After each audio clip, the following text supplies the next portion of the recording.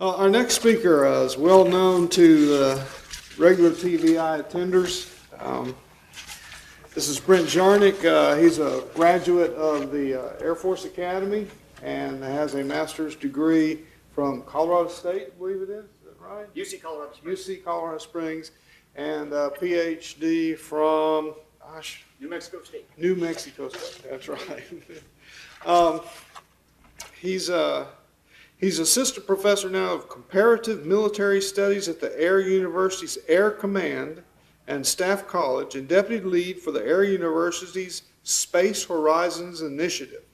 He is a command space operation officer with extensive experience in global positioning system engineering, offensive space control, and theater space control. Thank you.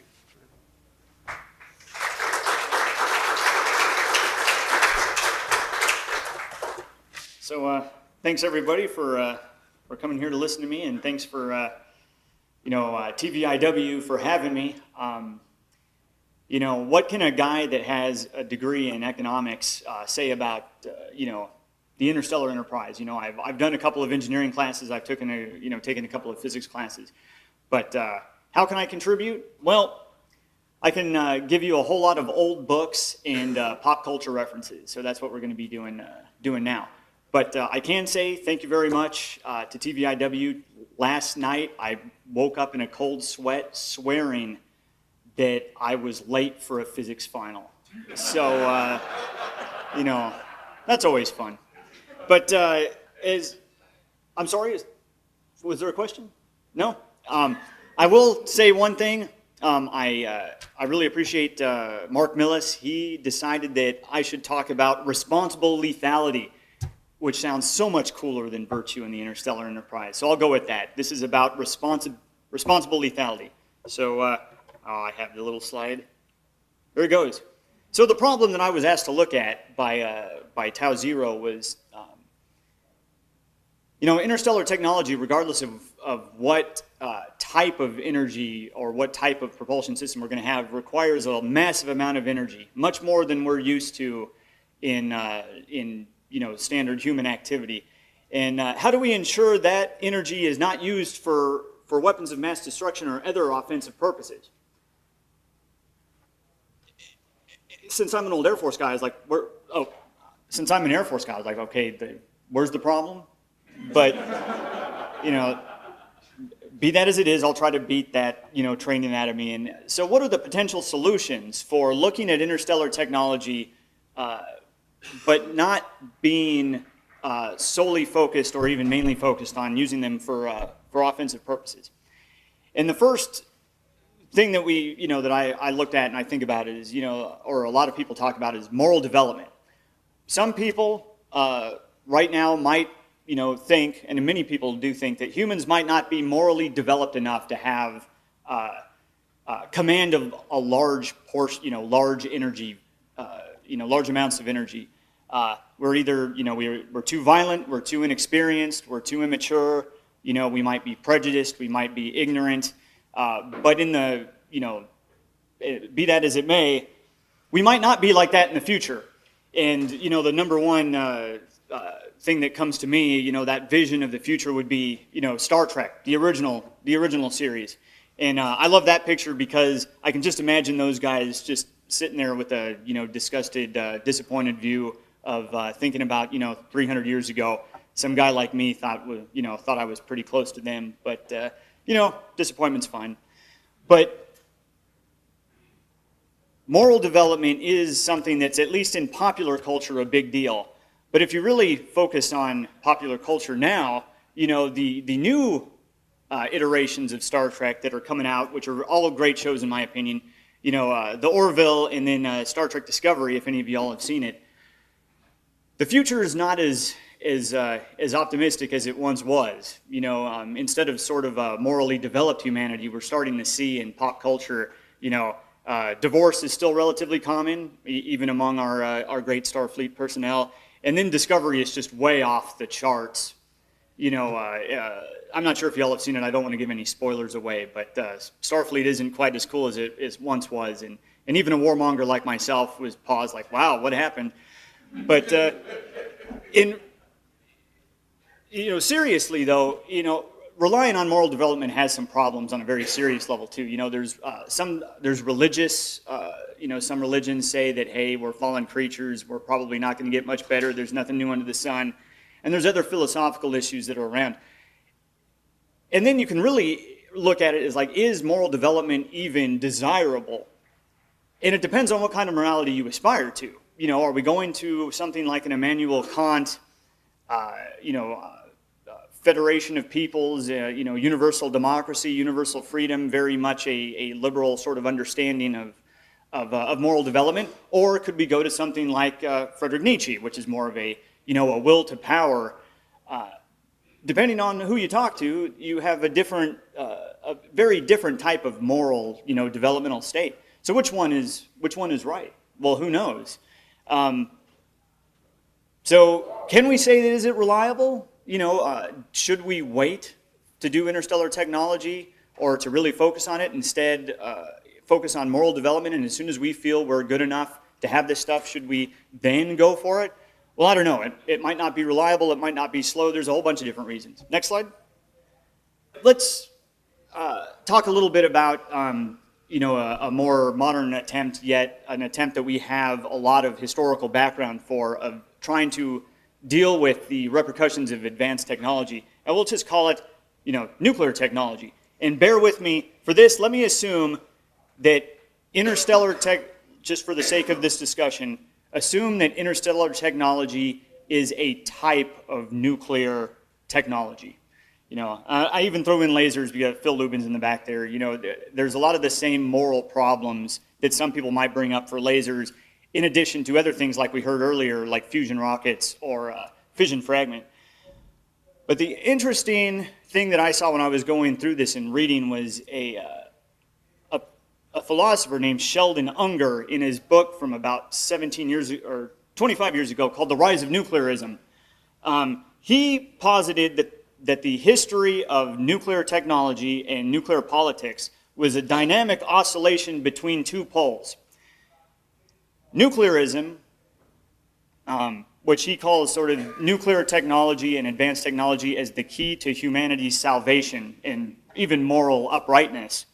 And then the other, pole, which would be nuclear fear, that nuclear technology is the harbinger of mankind and maybe Earth's doom. And he claimed that in the dynamic oscillation model, it wasn't, the common feeling didn't go back, wasn't sort of in the middle and sort of a small oscillation. It was wide oscillations that would hit one side to the other, to the other, to the other. And it's very interesting looking at that, because there were some people that thought the atom would be very useful, sort of in the atoms for peace idea in the Eisenhower era. And then, the no nuclear movement that we still have somewhat today.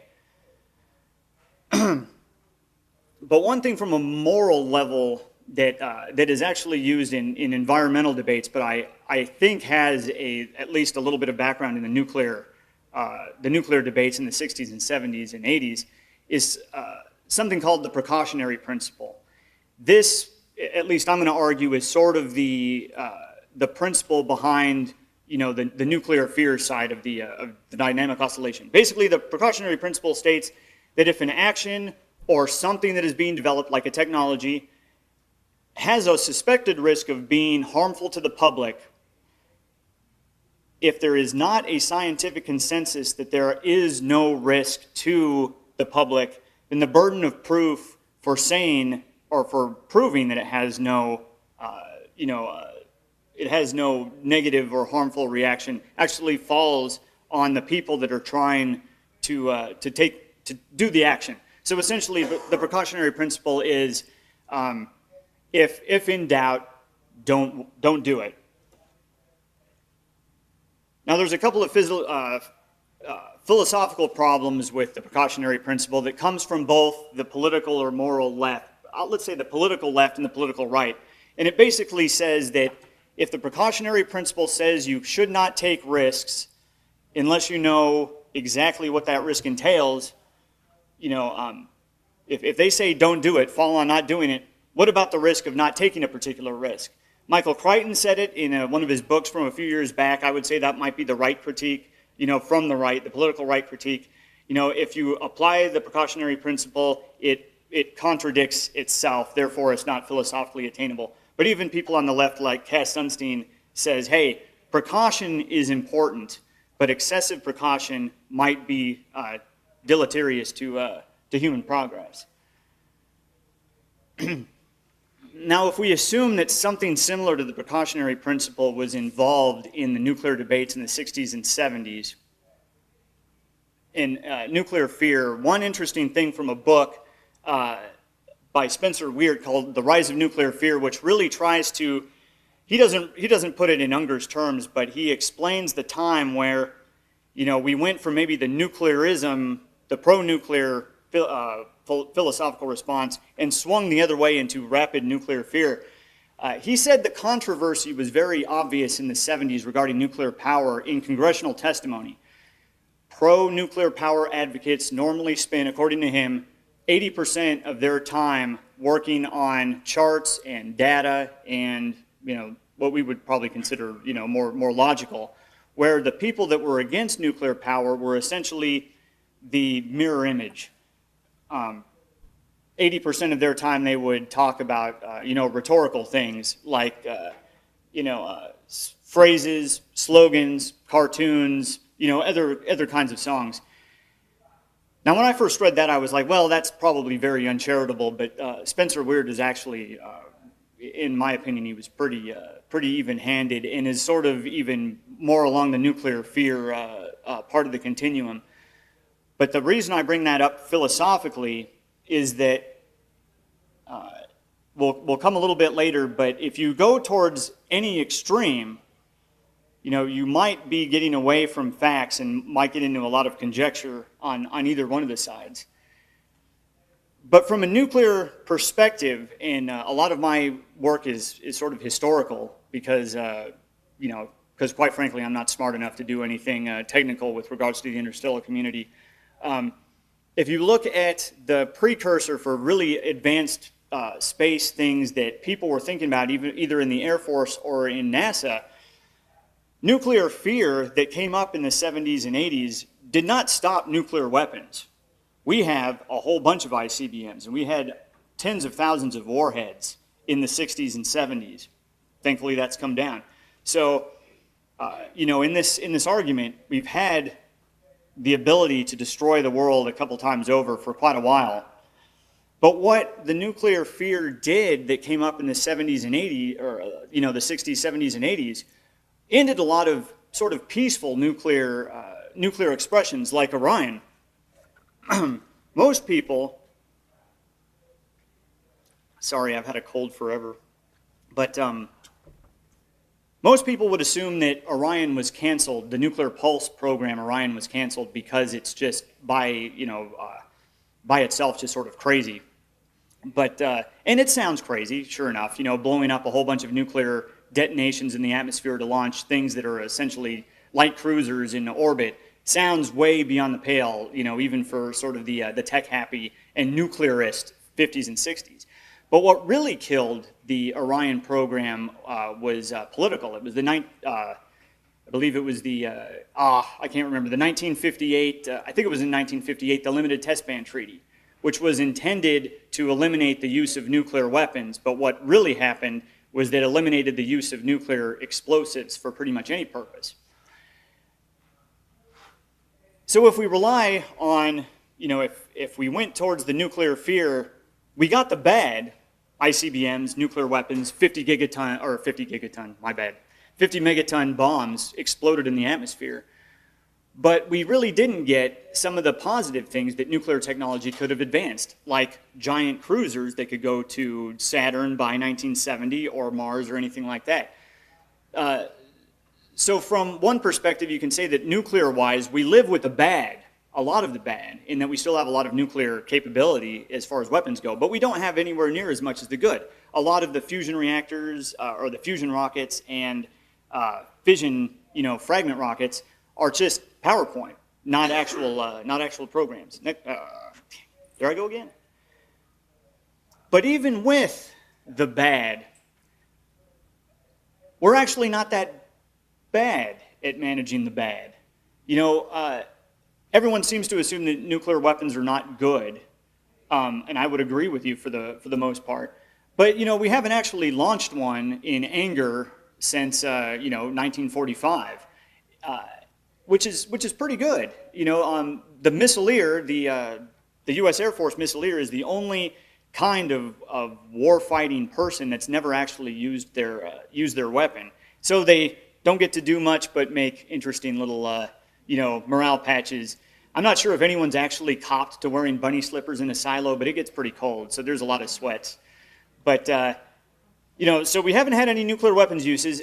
Accidents have happened. They're nuclear accidents. And this picture is especially interesting, a B-52, burning with a couple of nuclear weapons inside it.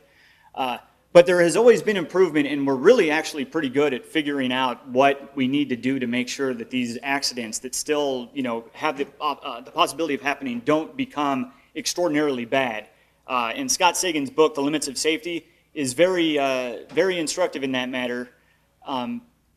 But if we have to live with the bad, and I don't think we're going to be able to get rid of nuclear weapons, there's good reasons to have them, although you might not want them in as many, the hair trigger alerts of the Cold War, or maybe even online like they are today. But it seems like we can manage them pretty well. But how do we get the good, positive nuclear issues? And let's talk about, the classic virtue and the mean. Aristotle, in his very, very old book, Nicomachean Ethics, essentially argued that virtuous behavior is the mean between, a deficit of something and an excess of something else. So if you're looking for courage or, your amount of bravery, and excessive bravery is rashness.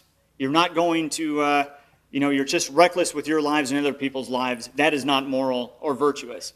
But if you don't have enough bravery, you're a coward, which is sort of universally understood as not being very moral either. But when you have just the right balance of bravery, you're what a person would call courageous. So let's try to apply the golden mean of Aristotle into Interstellar. And I would argue again that let's talk about nuclearism, nuclear fear, in a continuity of sort of the how much we enjoy or what we think about nuclear technology. So let's say that you have excess would be excessive nuclearism. Nuclear weapons are good. I've never met an explosive I didn't like. Or then something like nuclear fear being a worldwide nuclear ban now, not just of weapons, but of the technology itself. So I would argue that let's say that there's a mean that I would call nuclear discernment. And what would nuclear discernment for Interstellar be? Well, we don't really like everyone having a bomb or exploding them outside of Las Vegas. We don't think that a nuclear ban is perfectly is as good as some people think. It might be bad for humanity. Let's say nuclear discernment is something that we can use nuclear technology. We like it up to the point where it allows us to start building some cool nuclear things for Interstellar.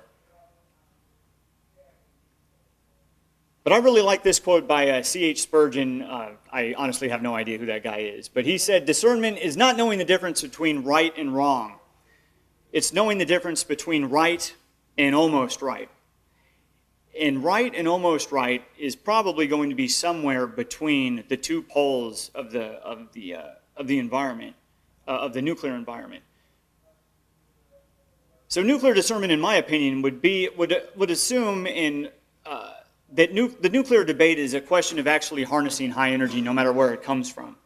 The nuclear continuum, therefore, is just an energy question, so nuclear technology is value neutral.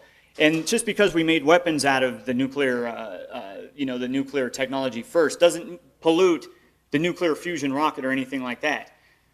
But reason should really dictate action in any kind of moral system by Aristotle. So reason is very easy for people like us. All of us are reasonably well educated. We can have differences of opinion, but we can talk them out, and maybe we can agree to disagree, but at least we can come up to some reasonably good consensus. But it's not always as easy to do that. But I would say that one of the ways that we could at least put an interstellar kind of approach to trying to figure out what the golden mean in nuclear technology would be from a hero of mine, a guy named Ted Taylor, the chief designer, or at least the program manager for the Orion program in the late 50s and early 60s. In his sort of semi-biography that was done by John McPhee on him, he said at the very end, every civilization has to go through this, which, he was talking about the nuclear age. Those that don't make it destroy themselves. Those that do make it wind up cavorting all over the universe. If we are able to ever, as humanity, cavort all over the universe, it's going to be because of people here, at TVIW or something similar. We are the ones that are trying to break, actually y'all are trying to be the ones that get us to cavort all over the universe. It's people like me that are in charge of in charge of things that could essentially destroy ourselves. We need to make sure that that kind of stuff doesn't happen. But I would suggest that a good way to having a nuclear mean via an interstellar approach would be we need to close this Taylor window as fast as we can, because we want to get through this nuclear age. And we do that by being able to cavort all over the universe without killing ourselves. And I would argue that the dynamic oscillation of the nuclear philosophy and the nuclear history, we love nuclear weapons and we want tens of thousands of them I can't stand anything that has what the last person said, the N-word in it, right? The way that we have to fight this is by eliminating the excessive precaution that maybe we have now and stop oscillating between we love it and we hate it and get right into that nice, good, mean. And if we have to oscillate between, very, very light off the center rather than to the one extreme to the other. So to wrap up, what I have to say here, I'm all in favor of Starfleet in a Star Trek future. That's great. We need as much moral development as possible, however we get there, towards something that we like better than today. But I wouldn't rely on it. And the way that we do that, or the way that we can progress maybe without the strict moral advancement, is just by trying to avoid the dynamic oscillation of energy and nuclear stuff going from worship to hatred and fear back to worship or anything like that. Avoid both excesses. Now, some people might be more aligned with one or the other, but if we stay in a nice golden mean, we can talk, we can come to some sort of reasonable consensus. Maybe one of those nice, consensuses or consensi. I'm not very good at English. If we can get the nuclear industry focused on propulsion and power and interstellar technology. Maybe some of our nuclear specialists, an interstellar researcher is not necessarily focusing on designing a brand new weapon, and that might be good around the world.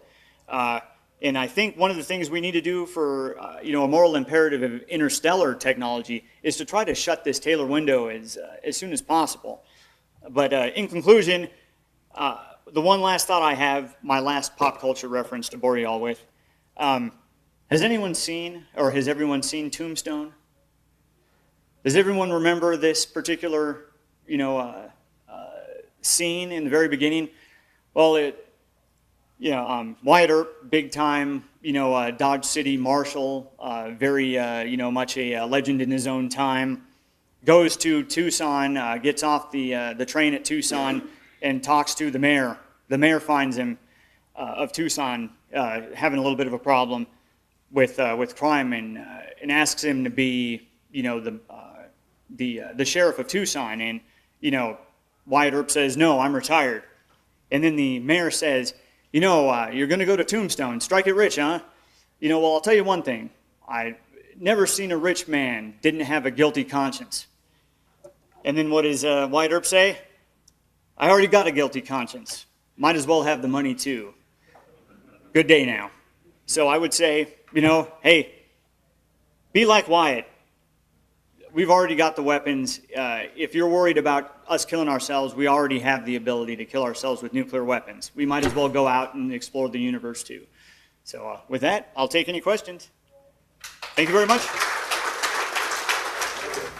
With possible exception of world ships and solar sails, the other interstellar propulsion methods besides nuclear also have some of the same sort of problems. As high power lasers are going to kind of generate this, what would you think, same kind of maybe resistance, and with the antimatter, they probably have the same kind of wall to get over. Would you agree? Yeah, I think realistically, any kind of, if humankind can harness energy in any way possible, how they use that energy could be very easily turned as a weapon. Even solar power, could be used as a weapon. Ben Bova had that PowerSat book a while back. Antimatter, of course. Any science fiction game worth its salt has an antimatter bomb. Or any number of different things. So I think weapons are going to be around for a long time. I mean, even the Enterprise, which is sort of the platonic ideal of an interstellar spacecraft, could blow up a planet. We just didn't. Now, most of us right now probably wouldn't either, but it's something we should keep working on. I know a few people that might, so not me though.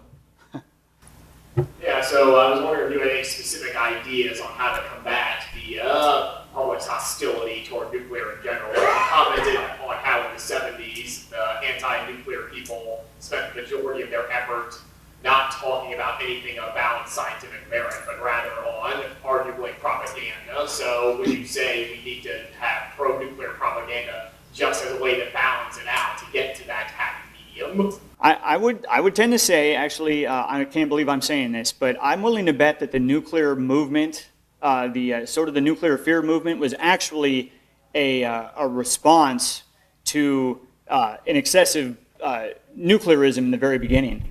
We wouldn't have had as many nuclear weapons probably as we would have had if, in the very early portion of the nuclear, the nuclear age, we didn't have, nuclear power won World War II as a bomb, and then they decided, hey, we can save a whole heck of a lot of money defending ourselves against the Soviets if we focus on, building the best nuclear bombs we could, because they're cheaper than building a lot of other, more conventional equipment. So there was a lot of nuclear adventurism out there, and because of this dynamic oscillation, even Unger didn't really understand why that actually happened. But if you start at one extreme, you tend to go to another extreme. So maybe moderation is more what we need to do, not try to overcorrect, because that is not, Aristotelian at all. But just say, hey, tell the people that, not liking nuclear, research or having nuclear programs might sound good. But the people that are, if you want Enterprise, Enterprise was a nuclear vessel too, and it's the only way that we can think of to get something similar to that. So I would stress, rationality and neutrality as much as possible. You make an interesting point. I grew up in Oak Ridge, Tennessee, and actually I call myself a reformed Cold Warrior. Worked for the Air Force for a long time, and I've worked for NASA and NASA contractor for the last 20 years. We've looked at a lot of nuclear propulsion concepts, and there was a point in the actually right at the time I was born that we had a choice of which way to go with our nuclear research. One had a lot of applications to nuclear power. It didn't produce as much waste. It used much smaller facilities. It was much more efficient. And there's one technology that you can produce bombs with. We went down the path of producing bombs. The facilities that we use to generate power are all designed on that technology. They support that technology. There's another nuclear technology, and you may know what I'm talking about. It's molten salt reactors, thorium-based deep fission. And I think, as far as when we go to antimatter reactions and things things like that, we're going to come upon the same question. There are technologies that will lend themselves more to energy production, exploration, and there are technologies that will lend themselves more to death and destruction. And a lot of times, in the early days of the nuclear industry, those were almost mutually exclusive. You can't build a bomb out of oil. It's ultimately, what was it a moral question where they went one or the other, or was it because we were really worried about the Soviet Union? You make decisions under stress differently than you would otherwise. So maybe in a better or a different, less security focused future, maybe we can make the more economical or more peace decision next time, while still having the ability to, the option of weaponizing it if necessary. I don't know what to tell you. One more question, please. Just one quick comment and then a question. You mentioned earlier about the nuclear industry, about reaching out to having them work in propulsion and interstellar projects. I know that here at Marshall, and there's a good news article on it too. We started doing that with the nuclear propulsion program there, and it's happening around the country. Especially a lot of the Navy contractors and a lot of terrestrial contractors are starting to reach out.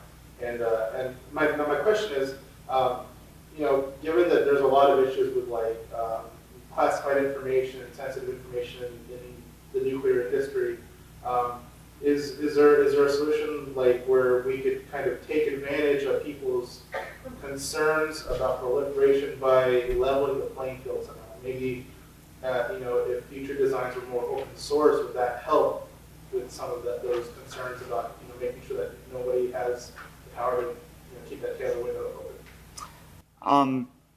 That gets into a whole new problem of that's really political science based and other things.